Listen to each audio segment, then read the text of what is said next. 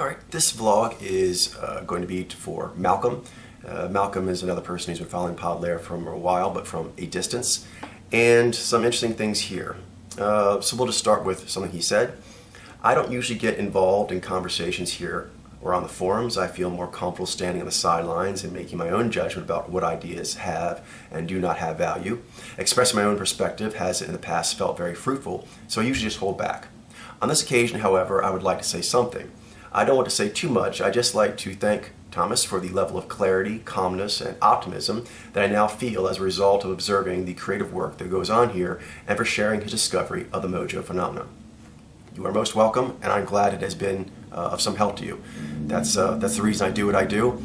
Going forward, I'll be focusing more on the future humans and what they are going to be doing with this data and how it's going to be influencing them. But if I can help anyone along the way, if there are any modern humans that can actually gain value from this, then they are welcome to it, and I'm glad that you found some yourself. He says, my mind was a real mess a few years ago, but now all sorts of unconscious material has come to the surface, and I feel really good about the future. I feel like I understand the 21st century. Thank you. That simply would not have happened without Podlair. Keep going, you're not mad. I don't think I'm mad either. Mad as in overly angry, mad as in crazy. Yeah, I don't think I am. I think there's really something extremely important being discovered here, and I hope that some people can gain from that. And yeah, you gave me a nice lift here, Malcolm, a little calm in the storm. Now, one thing's interesting here, and I'm trying to internalize different lessons learned throughout this situation. One is that Ben and Mitchell, I don't know what Glenn's status is, but with Ben and Mitchell, I spent more time with them training them than anyone else. And it's looking like you and Gabe and Andy Lee and Christian and a few others actually can see the phenomenon now better than them. So that tells me two things. One, it tells me that I think Ben and Mitchell still have strong reading ability when they're not addled. I believe both of them are rather shaken right now. And I've always known it myself, and I believe I've said this many times over the years how it affects me, but I'm really taking to heart now how big of a modifier it is and how capable I am to shrug off things of this nature, the doubts and the fears and insecurities. That plagues me constantly, but I'm able to shake it off and keep seeing the phenomenon. To see someone like Ben and Mitchell, who've been immersed in the data for so long, they can't see it. Now they suddenly can't see it. It's amazing how much fear. It is true, fear is a mind killer. I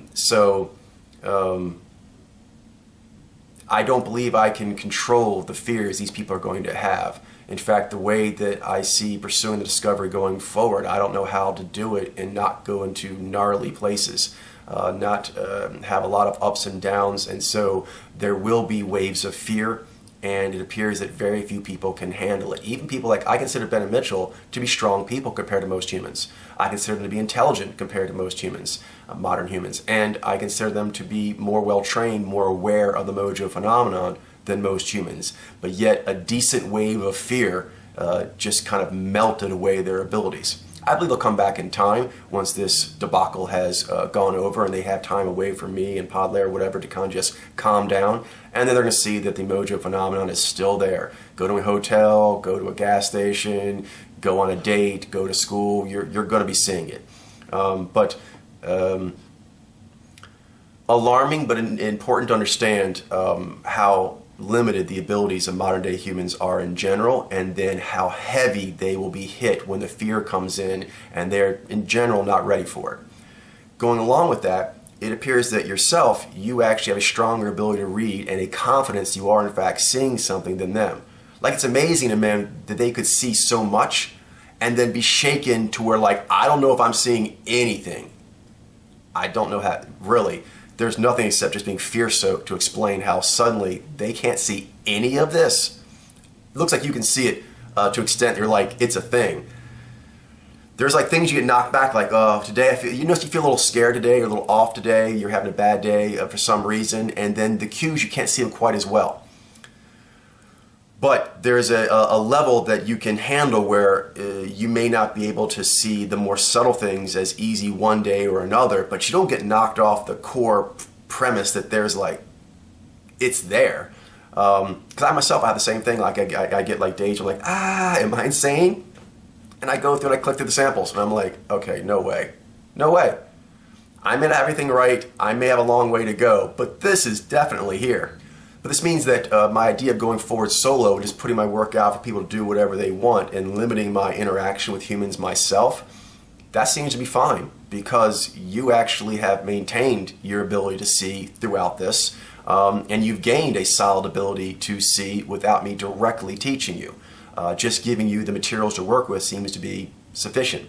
In fact, that may be superior, and I'm going to be going with that modus operandi going forward. I mean, there's a balance, obviously. Like, if you have questions, I can try and answer those, and I think that to a certain degree, but I don't know what that degree is, that's helpful because I just give you the data. It's a breakthrough for you. You're able to see things on your own, put things together for your own. That's great, but you might hit little sticks in the road, kind of like playing a video game, and it might be helpful to have a walkthrough, help you out to a degree. But I'm weighing the balance of it, and it seems like the benefit of me helping you, other people with walkthroughs, where they're like, oh, I'm having trouble seeing this thing or that thing, and I give them a little something to tell them apart, Ziny hands from Shiny hands or something like that. And I want to be able to do that. And I think I might still try and do that if I hear lots of questions out on the internet or so forth, where I just question my own mind, it's something I want to talk about, I think I'll make those distinctions, but staying away from like really individually helping certain students or certain practitioners do it, because it turns into I'm their self-help walkthrough guide. And they start to rely on me more than their own abilities. And then when the walkthrough guide doesn't give them what they want, or isn't as available as they want, isn't there on demand, may have to be updated to a second edition, they freak out and they get very, very angry at the walkthrough guide.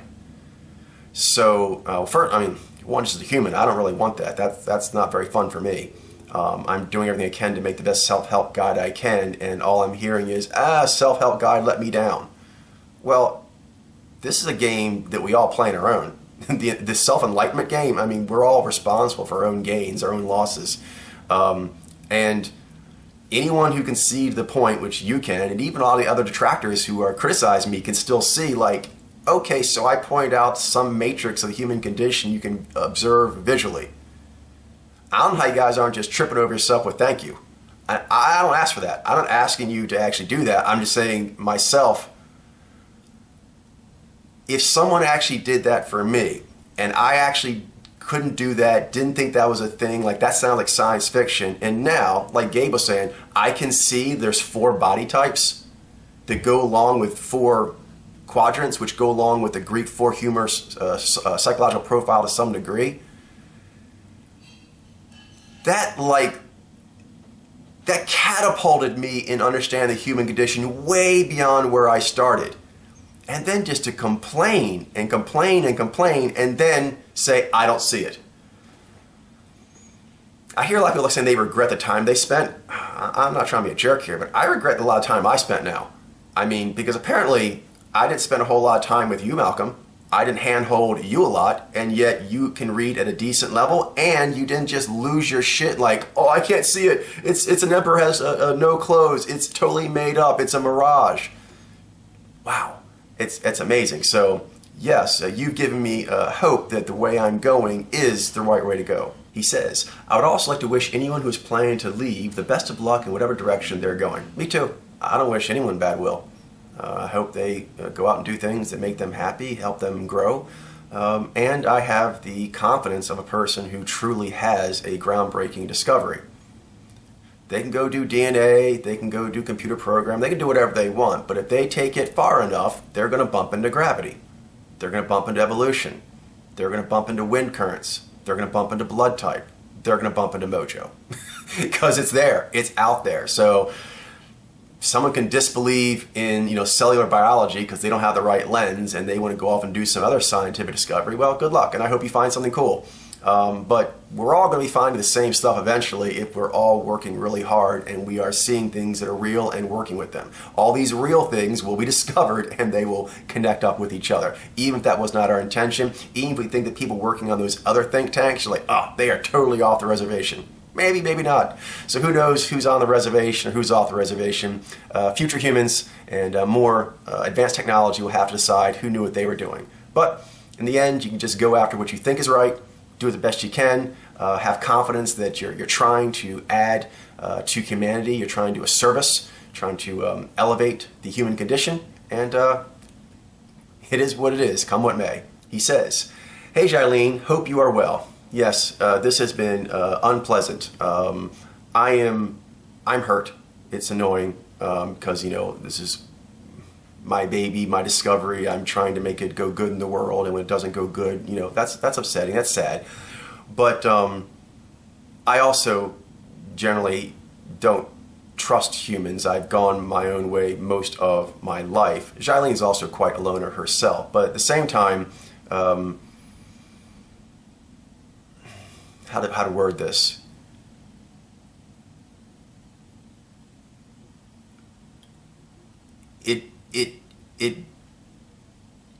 It made her temporarily a bit jaded to see people that she considered friends acting this way.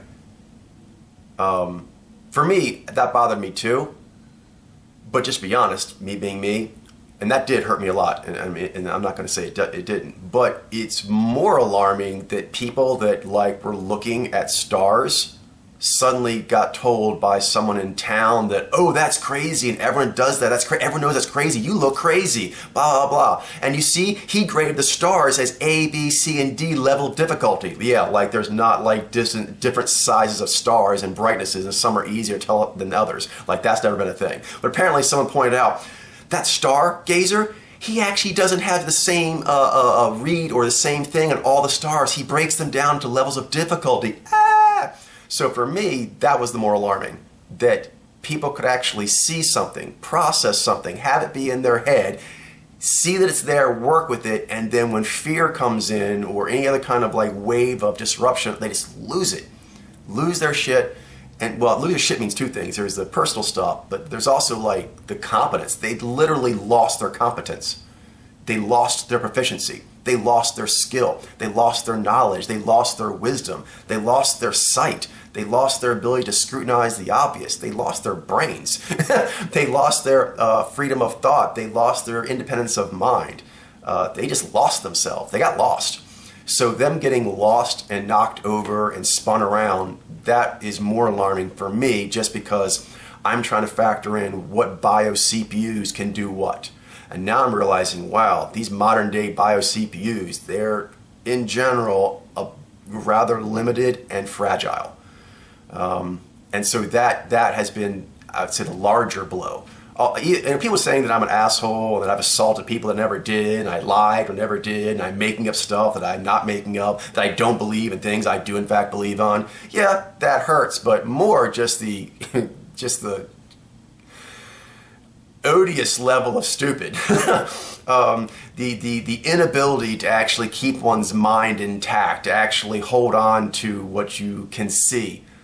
That's staggering to me, that humans can see something and then be told that there's a problem with that, and then they stop seeing it because the problems with seeing it just makes this fog. That's scary to me. So scary, I'm not going near that anymore. I'm actually focused on the future humans. These modern humans are too dangerous. Their CPUs, their frameworks, they're too unstable. They're too volatile. They're too dangerous. So that's my thing. But for Jailene, and me to a lesser degree, but Jailene, big time, was did all those times hanging out mean nothing? People are acting like we're jerks, that we're not giving with our time. We're not trying. Anyone who's worked with us that's not stupid or being an asshole right now, to actually throw accusations that we did not try to help people, are not continuing to try to help people, that seems extremely unfair. That seems like personal weakness on other people's part, trying to then lash out and accuse people and put blame on them just to make themselves feel better.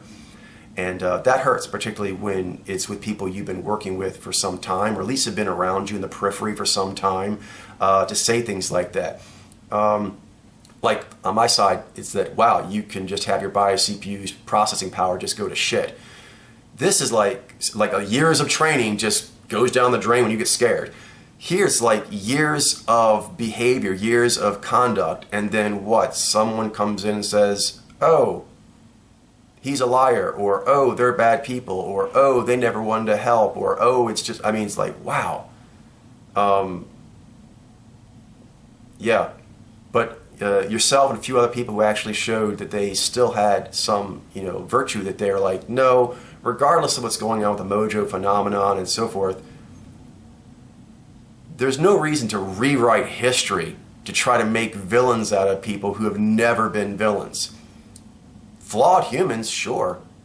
Failings, couldn't give people everything they wanted, didn't know what they were doing as much as they should have early on, who does? But this vitriol, I don't get it. Charlene was like, yeah.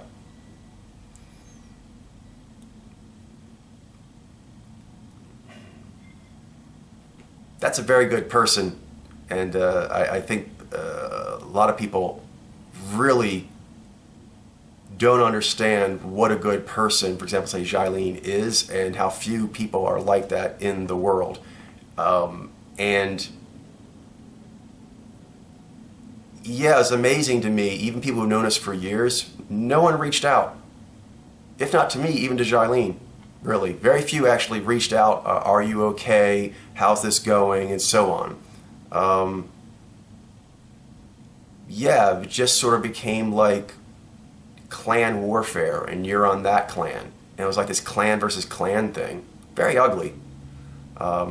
So I also believe that as a strong correlation to not being able to read, or losing abilities you have to read when you get swayed. Because if you're swayed by this kind of clan, us versus them kind of stuff, yeah, there's not much that can be done.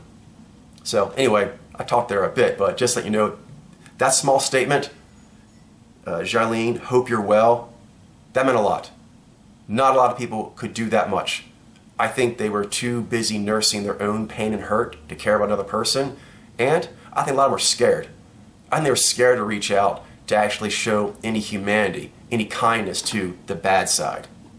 Weak. Weak and ugly and low, and I'm really glad that you didn't go there. He says, it's a bit here, but basically you're talking about how marijuana and alcohol compare to each other. And you're saying that you say you cannot help but ponder that the former, alcohol, or marijuana, tends to dwell on the spiritual side, and the latter, alcohol, tends to dwell on the physical. Each their own set of blinders, of course. Yes and no. So definitely I agree with that general take on it, high versus drunk, spiritual versus physical, but overall, I've done both these things, and the marijuana, the sacred herb, is very healthy. If you do it correctly, particularly like I do vape and edibles, so there's no combustion involved, it's very healthy. It helps your mental state, it helps your mind-body connection. There's really no health downside to it if you don't overdo it. Alcohol, it's very easy to overdo, and it's very easy to do things that are going to be poisonous to your system. It might give you temporary numbing, it can be a nice social lubricant and so forth, but it has a lot of health minuses. Marijuana actually doesn't. The other thing is the blinders. I would say not really. Yes, in the immediate, but not overall. So in the immediate, when you do marijuana, you are taken to a more spiritual, existential kind of state. You have your processes talking to each other in a more fluent way than they normally do. Gives you help with insights, helps you process through pains and misunderstandings. It's very good that way. But to do that, and this is what you're referring to, you do have to kind of pull out of your body experience. And that gives great benefits, which is why it's often associated with the shamanic tradition.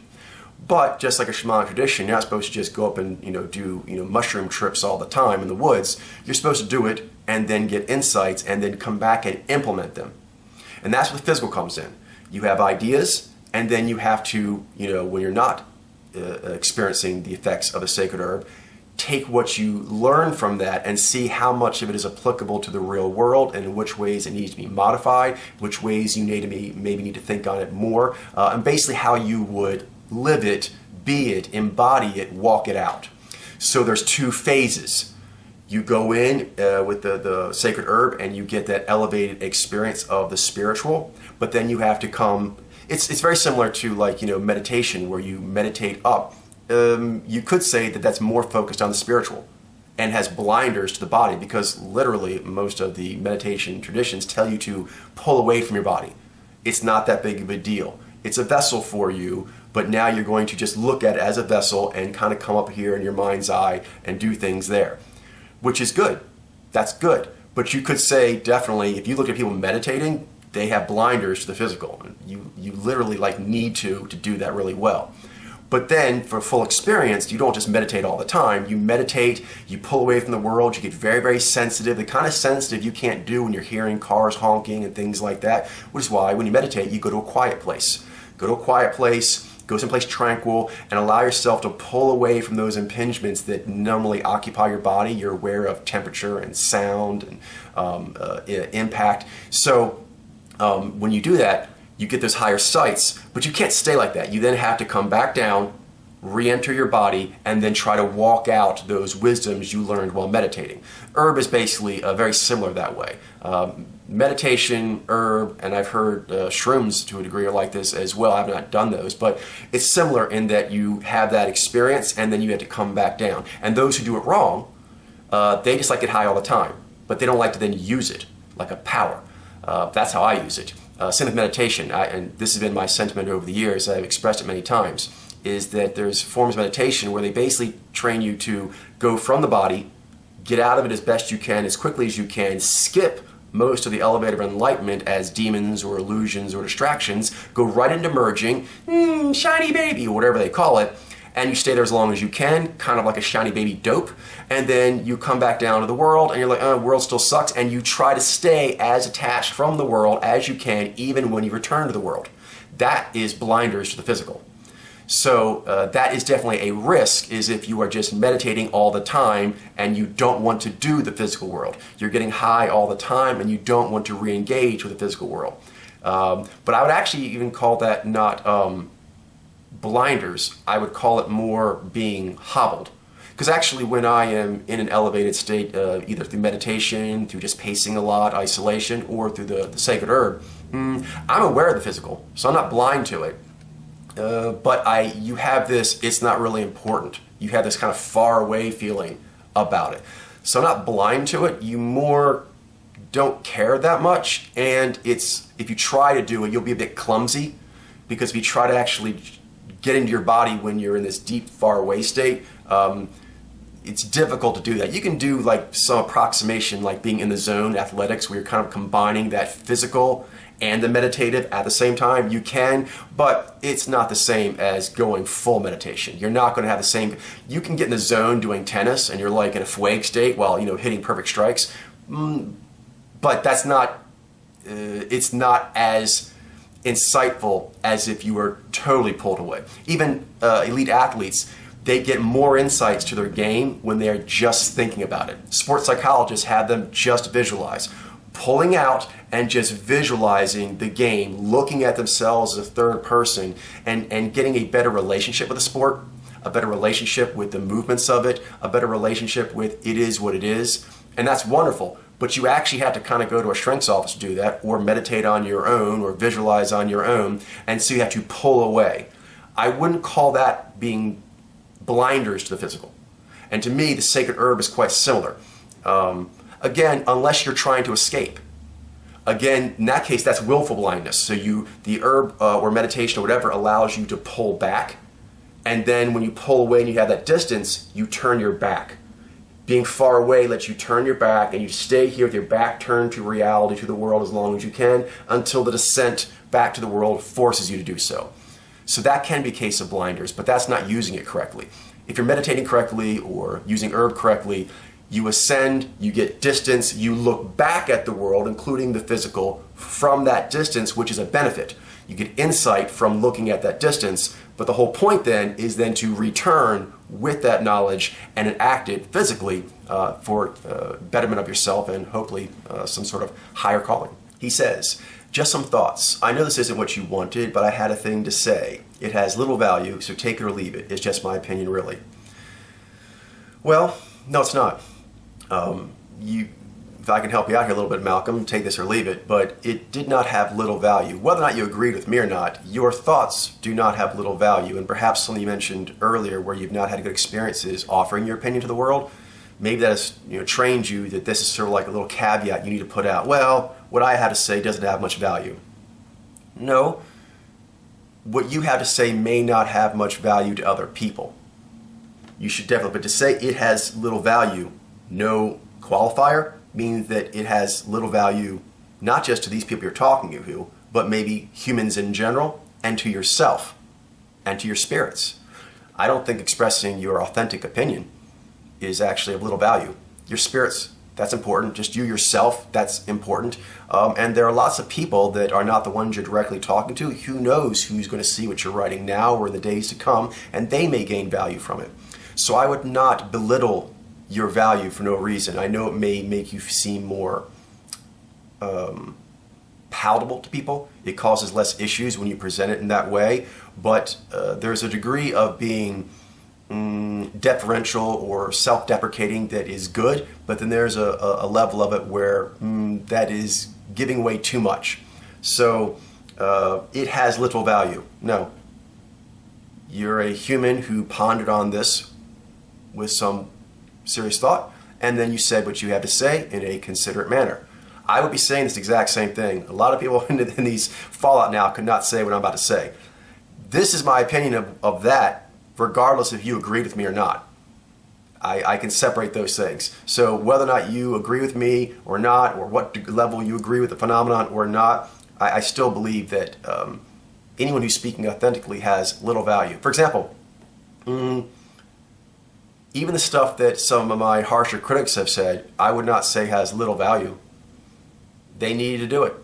So for them, it had value. For their spirits, it had value. For their ability to have catharsis, to process, it had value. And even had value to me in that I now know more authentically what they're thinking. I may disagree completely with what they're saying. I may think the points they're making have no merit. But that doesn't mean there was no value to their speaking them. So I would extend what I'm saying to you even to those that I am in harsh disagreement with. As I understand it, you're looking to kind of maybe do your own thing, but use the data pod layer. That sounds fine to me. Sounds like you're okay with the first degree, which is that the phenomenon is visually observable. It has some structure to it where there's not an infinite amount of categories possible. There's some sort of a limited categorization. And after that, take it where you want. I think that's very exciting, and I wish you the best of luck with wherever you go with it. But I can say this to you, I still firmly believe that data is the best data in the world on the human condition. What exactly it is and where exactly it's going to go and who's going to do this, in what ways, in what time frame, don't know. Who knows? But to me, it's very exciting. It's a very exciting time, and I just want to get on it and pursue it. And so I have enjoyed reading some of your posts where you still seem to be sharing the excitement of that. For example, take Gabe and Andy Lee, where they both basically say they think they can see the 4 body types that correlate to the 4 Greek humors and the quadrants. Their level of excitement when saying that does not seem to be anywhere commiserate with what they're saying. If they're saying they actually believe that, they have very little sense of excitement or wonder. It's more like, and can we move on? It's very interesting how much they want to kind of just give the minimum credit they possibly can and then move on. Makes no sense to me. But for you, it sounds like you actually just want to take it, do what you want with it, and go forward with it. I welcome that. I welcome any serious seeker who actually wants to take the data and then see what it means to them, take it where they think it might go, try to link it up to other disciplines. That is wonderful. I feel nothing but warmth and affection for that.